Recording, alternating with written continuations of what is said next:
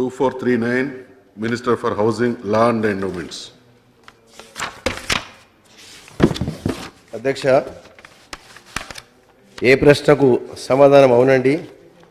B ప్రశ్నకు తెలంగాణ బ్రాహ్మణ సంక్షేమ పరిషత్తును 2001 సొసైటీల రిజిస్ట్రేషన్ చట్టం కింద సొసైటీగా నమోదు చేయడమైంది.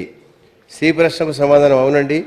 2016-17 బడ్జెట్ అంచనాలలో రూపాయల 100 కోట్ల మొత్తాన్ని కేటాయింపు చేయడమైనది. సతీష్ కుమార్ గారు. అధ్యక్ష, ప్రప్రథమంగా గౌరవ ముఖ్యమంత్రి గారికి బ్రాహ్మణ సంఘం తరఫు నుంచి వెళ్ళి నేను ధన్యవాదాలు తెలుపుకుంటున్నాను.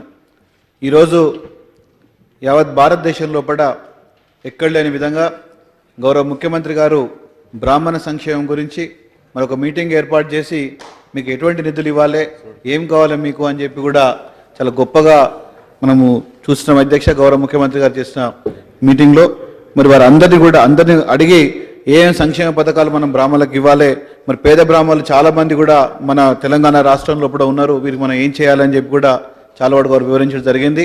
దానికోసం గౌరవ ముఖ్యమంత్రి గారు పోయినసారి బడ్జెట్లో 100 కోట్ల రూపాయలు ఇవ్వడం జరిగింది. మరి ఈ బడ్జెట్లో కూడా 100 కోట్లు ఇచ్చి బ్రాహ్మణ సంక్షేమ పరిషత్ ఒకటి నెలకొల్పి మరి బ్రాహ్మణులకు అండగా నిలబడటానికి ప్రభుత్వం ముందుకు వచ్చినందుకు ప్రప్రథమంగా గౌరవ ముఖ్యమంత్రి గారికి ధన్యవాదాలు తెలుపుకుంటా. అధ్యక్ష, మరి ఈ సంఘం ఇప్పుడు రిజిస్ట్రేషన్ కూడా అయింది, దీని పని కూడా కలుసుకున్న దీని యొక్క వివరాలు అంటే ఏ విధంగా ఇది పనిచేస్తుంది, ఏ విధంగా ఇది ముందుకు తీసుకెళ్తుంది, ఎటువంటి వాళ్ళు దీనికి అప్లై చేసుకోవచ్చు, తర్వాత దీనివల్ల మరి ధూపదీప నైవేద్యాలు కానీ అదేవిధంగా ట్రెజరీలో నుంచి వెళ్ళి మరి అర్చకులకు డబ్బులు ఇవ్వడం కానీ ఇటువంటివి కూడా మరి ప్రభుత్వం ఇదివరకు నడిపిస్తుందా లేకపోతే దీంట్లో నుంచి వెళ్ళి ఇస్తుందా అని చెప్పి కూడా ఒక క్వశ్చన్ వస్తుంది. అధ్యక్ష, ఇవన్నీ కూడా వివరించాలని చెప్పి గౌరవ మంత్రి గారిని కోరుకుంటున్నాను. సుధీర్ రెడ్డి గారు.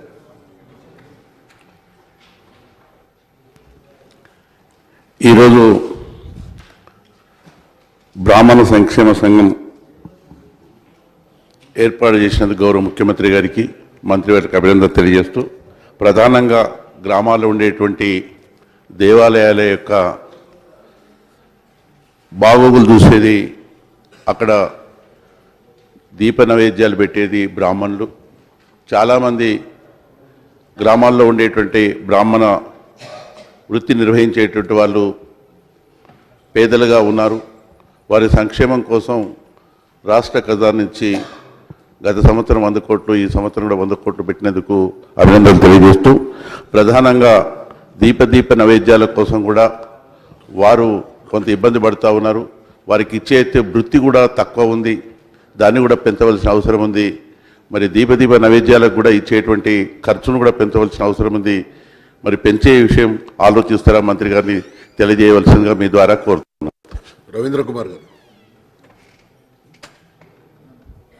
అధ్యక్ష, చాలా మంచి కార్యక్రమం రాష్ట్ర ప్రభుత్వం తీసుకున్నది. అధ్యక్ష, బ్రాహ్మణులకు ధూపదీప నైవేద్యాలకు సంబంధించి వారికి ఇచ్చే కార్యక్రమం ఏదైతే బాగుందో అధ్యక్ష, దీంతోపాటు ఈ గిరిజన తాండాలలో గూడాలలో కూడా గిరిజన లంబాడి బావోజీలు భకత్లని ఉంటారు. అధ్యక్ష, చాలా తాండాలలో ఈ కులానికి సంబంధించిన మతానికి సంబంధించిన ఆలయాలు కూడా ఉన్నాయి. అధ్యక్ష, వాటి గురించి కూడా గౌరవ మంత్రి గారు గిరిజన పూజారులు ఎవరైతే బావోజీలు భకతులు ఉన్నారో వాళ్ళకు కూడా ఈ గౌరవ వేతనం ఇచ్చేటట్టుగా, వారికి కూడా ధూపదీప నైవేద్యాలకు సంబంధించిన నిధులు ఇచ్చేటట్టుగా ప్రభుత్వం ఆలోచన చేయాలని చెప్పి తమ ద్వారా తెలియజేస్తాను. అధ్యక్ష.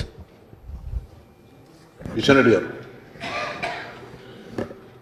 అధ్యక్ష, ఇది బ్రాహ్మణ పరిషత్ ఏర్పాటు చేయడము స్వాగతించాల్సినటువంటి విషయం. అంతేకాదు అధ్యక్ష, గత చాలా సంవత్సరాల నుంచి ఈ యొక్క దేవాలయాలలో మరి పూజారులుగా ఉంటున్నటువంటి అర్చకులు ఎవరైతే ఉన్నారో వాళ్ళ జీతాలు ట్రెజరీ ద్వారా చెల్లించాలనేటువంటిది గత అనేక సంవత్సరాలుగా పెద్ద ఎత్తున ఉద్యమాలు జరుగుతూ ఉన్నాయి, ప్రభుత్వాలు హామీ ఇస్తూ ఉన్నాయి, కానీ అది అమలు జరగడం లేదు. టీఆర్ఎస్ ప్రభుత్వం అధికారంలోకి వచ్చిన తర్వాత కూడా వాళ్ళ యొక్క జీతాలను, అర్చకుల యొక్క జీతాలను ట్రెజరీ ద్వారా చెల్లిస్తామని చెప్పి హామీ ఇవ్వడం జరిగింది, కానీ ఇంతవరకు అది అమలు జరగడం లేదు. కాబట్టి ఎక్కువగా ఎవరైతే అర్చకులు ఉంటారో మరి 99% బ్రాహ్మణులే ఉంటారు. మనం ఒక దిక్కు మరి బ్రాహ్మణ పరిషత్ ఏర్పాటు చేస్తూ వాళ్ళ సంక్షేమాన్ని కృషి చేస్తున్నటువంటి ఈ పరిస్థితుల్లో అత్యధికమైనటువంటి బ్రాహ్మణులు ఈరోజు మరి పూజారులు వాళ్ళు ఉన్నారు కాబట్టి ఖచ్చితంగా రాష్ట్ర ప్రభుత్వము మీ ద్వారా కోరుతా ఉన్నాను, ఈ అర్చకులకు ట్రెజరీ ద్వారా జీతాలు ఎప్పుడు చెల్లిస్తారో తెలియజేయాల్సిందిగా నేను కోరుతా ఉన్నాను అధ్యక్ష. మినిస్టర్ గారు. అధ్యక్ష, భారతదేశంలో ఏ రాష్ట్రంలో లేని విధంగా తెలంగాణ రాష్ట్ర ఆవిర్భావానంతరము వివిధ కుల మతముల అభివృద్ధికై తెలంగాణ రాష్ట్ర ప్రభుత్వం అనేక అభివృద్ధి పనులను చేపట్టింది అధ్యక్ష. ఇందులో భాగంగానే రాష్ట్రంలో బ్రాహ్మణుల స్థితిగతులను దృష్టిలో ఉంచుకొని రాష్ట్రంలోని బ్రాహ్మణులకు మరీ ముఖ్యంగా దేవాలయ కేవలము బ్రాహ్మణీయంపై జీవిస్తున్న వారికి వారి పిల్లల భవిష్యత్తుకై రాష్ట్ర ప్రభుత్వము దృష్టి సారించింది అధ్యక్ష. రాష్ట్రంలో పేదలైన బ్రాహ్మణుల అభివృద్ధికై రాష్ట్ర ముఖ్యమంత్రి గౌరవనీయులు కె చంద్రశేఖరరావు గారు బ్రాహ్మణ ప్రతినిధులు, అర్చకులతో, వేద పండితులు మరి బ్రాహ్మణ ప్రముఖులతో చర్చ జరిగింది అధ్యక్ష. ఇందులో భాగంగా ముందుగా బ్రాహ్మణ సదనము ఏర్పాటు చేయ సంకల్పించినది. దీనికి హైదరాబాద్లో బ్రాహ్మణ సదనం ఏర్పాటు చేయుటకై స్థల సేకరణ జరిగింది అధ్యక్ష. సేకరించిన స్థలంలో బ్రాహ్మణ సదనము ఏర్పాటుకై మున్సిపల్ శాఖ హైదరాబాద్ వారికి ప్రతిపాదనలు పంపుటకు చర్యలు చేపడుతున్నది. సాధారణ పరిపాలన శాఖ ఉత్తర్వులు 267 తేదీ 28/1/17న అనుసరించి 17 మంది సభ్యులతో తెలంగాణ బ్రాహ్మణ సంక్షేమ పరిషత్తు ఏర్పాటు చేయడమైనది. పై ఉత్తర్వుల క్రమము 30/1/17 నాడు తెలంగాణ బ్రాహ్మణ సంక్షేమ పరిషత్తును రిజిస్టార్ అసోసియేట్ ట్రస్టు ద్వారా రిజిస్ట్రేషన్ చేయబడినది. ప్రణాళిక శాఖ ఉత్తర్వుల ప్రకారము 3/2/17న 100 కోట్ల రూపాయలు మరి జారీ చేయడం జరిగింది.